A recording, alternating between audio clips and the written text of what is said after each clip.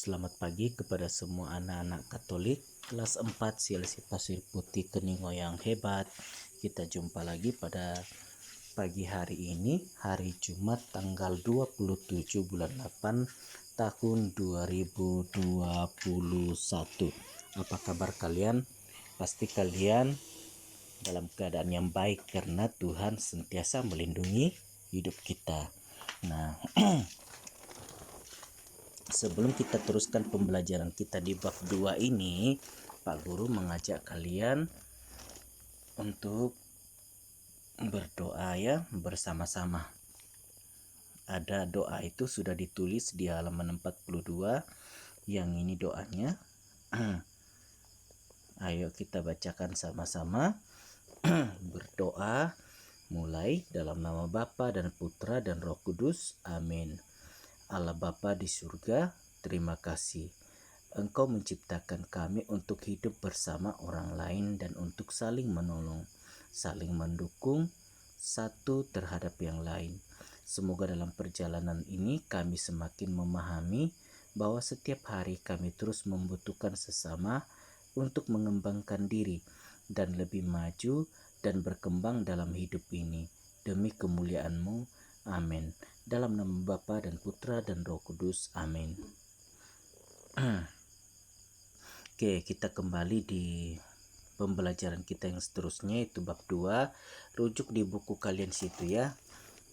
Apa tajuknya di situ? Tajuknya adalah Yesus Kristus. Siapa Yesus Kristus? Dia adalah Tuhan pengantara juru selamat hidup kita.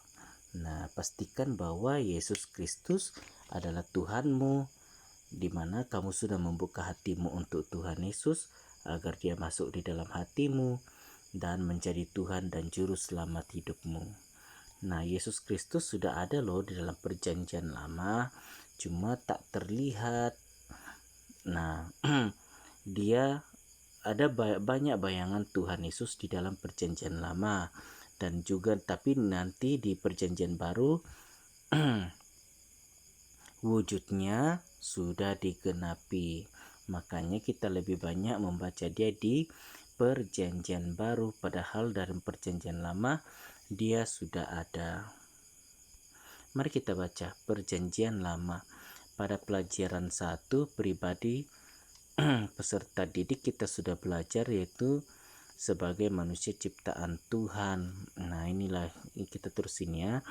Pada pelajaran kedua ini kamu akan lebih mengenal Yesus Kristus, yaitu pribadi, ajaran dan karya Tuhan, karya Yesus Kristus. Pada bagian pertama kita mendalami kitab suci perjanjian lama sebagai kitab yang mempersiapkan kedatangan Yesus Kristus. Setelah itu kita akan mendalami kitab suci perjanjian baru sebagai kitab yang mengisahkan Yesus Kristus, sang juru selamat kita yang dijanjikan Allah. Nah, dalam perjanjian lama sudah dijanjikan bahwa akan datang Yesus Kristus sebagai sang Mesias, yaitu juru selamat, dan digenapi di perjanjian baru sebagai bukti Allah sungguh-sungguh menggenapi janjinya. Oke, kita teruskan. Secara berturut-turut kita akan mempelajari Allah memberitakan 10 firman-Nya sebagai pedoman hidup bangsa Israel memasuki tanah terjanji, dan Allah memberkati para pemimpin Israel, yaitu Samuel, Saul dan Daud. Oke, kita bahas bagian A saja dulu ya. Ini bagian A. Allah menyampaikan firman-Nya sebagai pedoman hidup. 10 hukum firman-Nya. Ini tidak usah kalian buat karena kalian masih ada di rumah, jadi tidak bisa membuat permainan. Nah, doanya juga kita sudah lakukan bersama-sama. Sebelum kita jauh mempelajari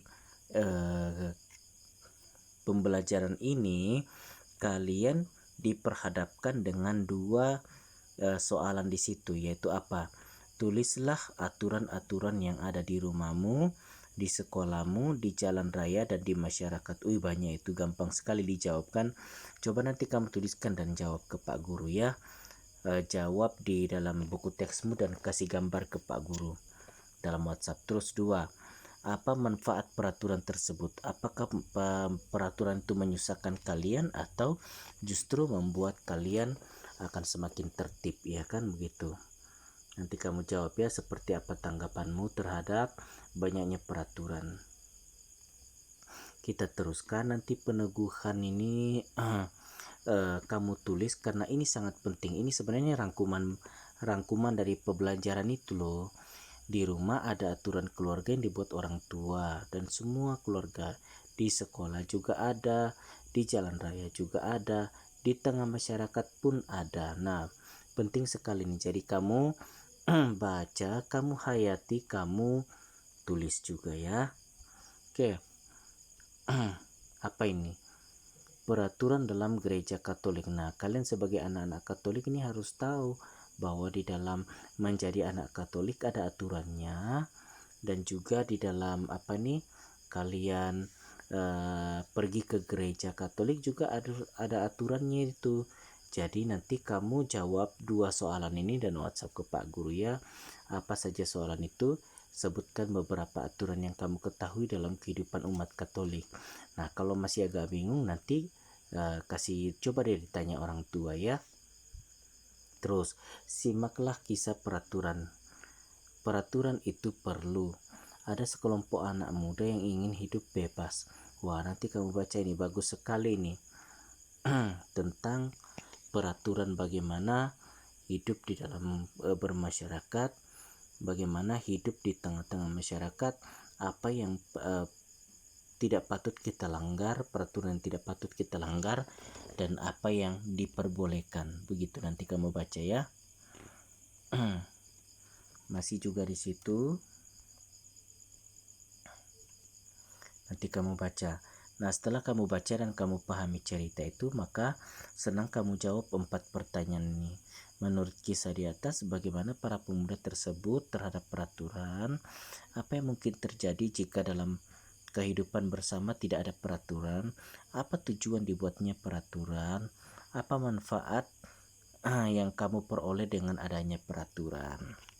Wah, gampang itu kamu jawab karena kamu baca kisahnya di atas. Ini juga ada jawaban di dalam sini. Dalam hidup ini kita memerlukan peraturan. Nah, saya kira itu jawaban jawaban nomor 2 kan. Kita memerlukan aturan untuk kita hidup masing-masing dan hidup bersama. Nah, kalian sebagai anak kelas 4 SD ini, walaupun kalian masih kecil, ingat ada peraturan-peraturan di rumah yang perlu kalian ikuti dan taati. Nah, setelah di rumah, keluar dari rumah, di bertetangga pun ada aturan-aturan. Lingkungan masyarakat ada aturan-aturan yang harus diikuti. Misalnya nanti misalnya kalian di rumah nih, pulang main, apa aturan yang diberlakukan di rumah? Cuci kakinya, lepas itu cuci tangannya, baru makan. Itu contoh kan satu aturan yang baik. Nah, kalau tidak ada aturan seperti itu, kalian pegang-pegang bola di mana? Di padang sana, kalian pegang-pegang itu bola, lalu pulang terus makan pisang goreng atau kue yang dibikin mama. Nah, 10 menit kemudian kalian sudah ceret-beret atau sakit perut, muntah-muntah karena tidak ikuti aturan, ya kan? Apalagi aturan yang perlu dilakukan di rumah, harus mandi 2 kali sehari ya. Nah, terus apalagi rajin gosok gigi. Semua peraturan itu bagus untuk kebersihan kalian begitu. Nah, di dalam kita sebagai umat yang percaya kepada Tuhan pun ada aturan yang sudah Tuhan buat untuk kita ini. Aturan itu untuk jangan kita lakukan. Seperti apa aturan itu? Nanti kamu baca di sini semua kisahnya ini Dan ini karena kalau Pak Guru yang baca maka video ini akan sangat lama.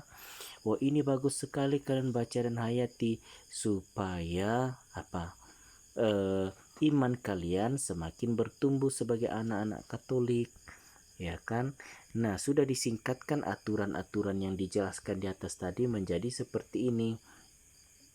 Oke, nanti dihafal dan kasih video ke Pak Guru ya. Pertama 10 hukum firman. Inilah 10 hukum firman itu. 10 hukum firman atau hukum Taurat ya. Oke. 1. Jangan menyembah berhala, berbaktilah kepada Tuhan saja dan cintailah Tuhan lebih dari segala sesuatu. Kedua, jangan menyebut nama Tuhan Allahmu dengan tidak hormat. 3. Kuduskanlah hari Tuhan. 4. Hormatilah ayah ibumu, ibu ayahmu. 5. Jangan membunuh, jangan berzina, jangan mencuri, jangan bersaksi dusta tentang sesamamu, jangan mengingini istri sesamamu, dan jangan mengingini milik sesamamu secara tidak adil. Tuh, nanti kamu hafal dan WhatsApp ke Pak Guru ya. Setelah itu kamu teruskan baca ini dan jawab materi ini. Senang saja dijawab karena jawabannya ada di dalam sini. Oh, di sini. Misalnya coba kita baca satu ya. Coba kita jawab satu. Apakah yang pernah terjadi pada diri Musa di Gunung Sinai ketika ia masih tinggal pada Yitro? Dia menggembalakan kambing domba Yitro. Ya kan?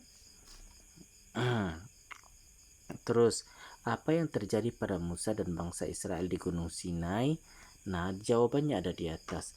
Apa isi 10 perintah Allah ini? Tuh, gampang sudah kalian jawabkan. Tulis ini peneguhan, ini sangat bagus ini peneguhan. Oke. Ini ndak usah kalian jawab. Tapi boleh juga kalau mau bikinnya, buat satu hati dan tulis 10 hukum firman di dalamnya kalau kalian mau menjawab ya. Oke, sampai di sini dulu pembelajaran kita. Nanti jangan lupa Pak Guru tunggu tugas-tugas kalian. Selamat belajar semua. Tuhan Yesus memberkati kita. Shalom.